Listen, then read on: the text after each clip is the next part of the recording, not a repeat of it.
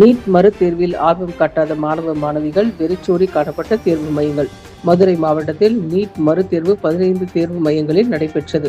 இதில் 8565 தேர்வர்கள் தேர்வு எழுத உள்ளனர். இந்நிலையில் நீட் தேர்வு நடைபெறும் மையங்களில் பலத்த பாதுகாப்பு போடப்பட்டிருந்தது.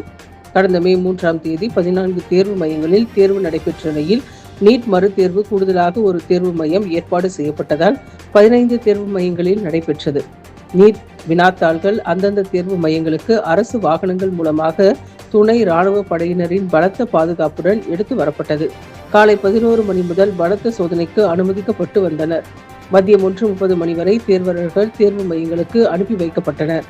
அசல், ஆதார் அடையாள அட்டை, 2 பாஸ்போர்ட் புகைப்படம், ஹால் டிக்கெட் மற்றும் டிரான்ஸ்பரண்ட் வாட்டர் பாட்டில் மற்றும் எடுத்துச் செல்ல அனுமதிக்கப்பட்டது.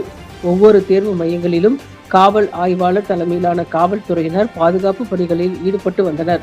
கடும் வெயிலின் தாக்கம் உள்ள நிலையில் தேர்வாளர்கள் எந்தவித சிரமமும் இன்றி செல்வதற்காக மதுரை யாதவ மகளிர் கல்லூரி தேர்வு மையத்தில் நிழல் பந்தல்கள் அமைக்கப்பட்டிருந்தன.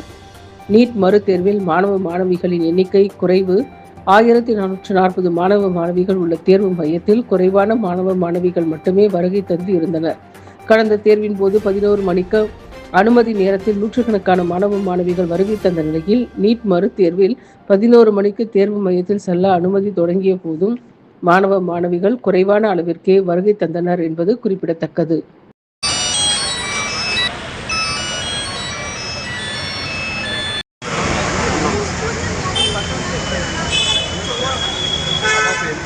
கேட்டேன்.